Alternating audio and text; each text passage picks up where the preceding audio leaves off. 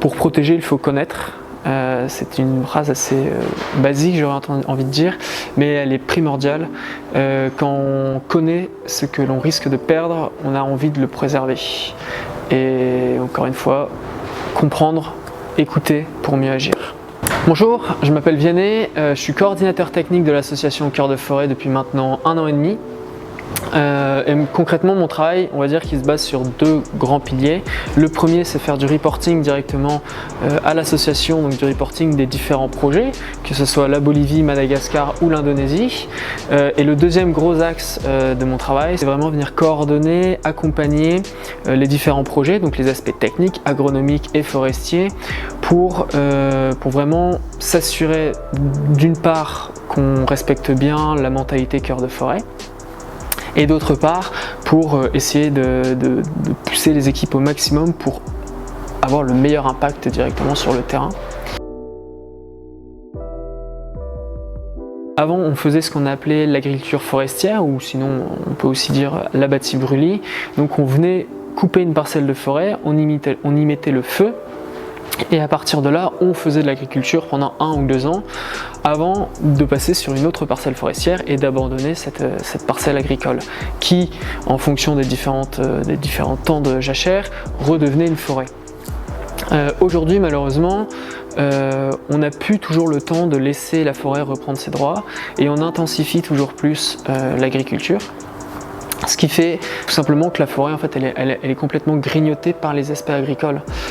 Donc, quand on aide un agriculteur à avoir des pratiques plus durables, à ne pas détruire son champ au niveau de la fertilité, à ne pas détruire son champ via l'utilisation intensive de produits pétrosourcés, quand on aide un agriculteur à gérer les bioagresseurs de manière durable, en fait, on lui permet de ne pas détruire son champ et directement ou indirectement, ne légitime pas le besoin d'aller couper une autre forêt pour étendre sa surface agricole, puisque avec la surface agricole qu'il a aujourd'hui, il n'a pas besoin de la potentielle surface agricole qui est actuellement forestière.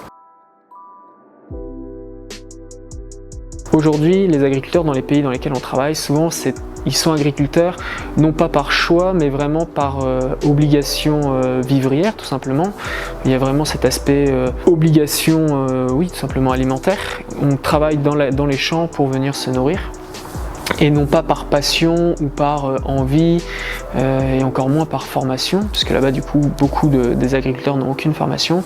Et donc, on apporte vraiment cet aspect via nos recherches, via nos diagnostics, on apporte vraiment cet aspect primordial pour les accompagner au mieux, pour les aider vers une agriculture durable, car leurs pratiques en fait aujourd'hui sont souvent basées sur ce qu'il se faisait avant, dans lesquelles on est venu apporter quelques touches de modernité qui sont malheureusement très souvent mal utilisées par manque de formation, manque de sensibilisation sur la dangerosité des pratiques modernes et occidentales.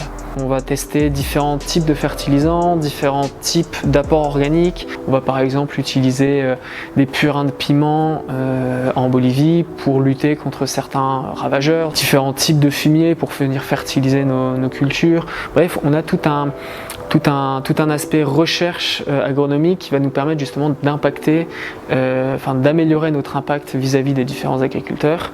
C'est vraiment quelque chose de primordial pour maximiser notre impact positif sur la zone.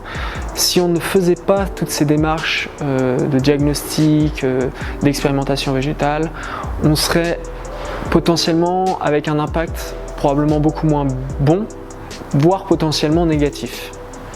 C'est là tout l'intérêt de ces diagnostics, de ces expérimentations, écouter, comprendre pour mieux agir. Ensuite, on va aussi avoir des diagnostics forestiers, donc là c'est un petit peu comme le diagnostic agraire, mais vraiment sur un aspect forestier. Donc là on vient comprendre la relation qu'il existe entre l'humain et la forêt, donc c'est On pourrait pratiquement comparer ça à de l'anthropologie forestière. Donc c'est comprendre pourquoi l'homme interagit avec la forêt. Est-ce qu'il interagit tout simplement avec la forêt? S'il interagit, qu'est-ce qu'il va y faire? Est-ce qu'il va y chercher des fruits? Est-ce qu'il va y chercher du bois? Est-ce qu'il va aller chasser? Quand on fait un inventaire botanique au sein de ces forêts, ça nous permet de savoir quelle est la ressource déjà existante, mais surtout de savoir quels sont les arbres qui poussent naturellement, donc qui sont à minima naturalisés dans l'écosystème. Ce qui nous permet derrière d'appliquer, de planter directement ces arbres dans nos modèles de plantation, en sachant que plus on se rapproche d'un arbre endémique, indigène, ou en tout cas autochtone, meilleur sera l'impact écologique. On en a réalisé un il y a assez peu de temps en Bolivie, donc dans les Yungas, notre zone d'intervention. Le volontaire a donc réussi à identifier plus d'une centaine d'arbres, et sur cette centaine d'arbres, il en a considéré 18 comme étant les 18 plus emblématiques, les plus représentés de la zone. Et donc à partir de ces 18, on a remené des expéditions directement dans les forêts pour aller chercher des graines, des boutures de ces 18 essences, et actuellement on est en train d'essayer de les multiplier pour derrière les multiplier à grande échelle. Aujourd'hui, c'est la journée de la science pour le développement.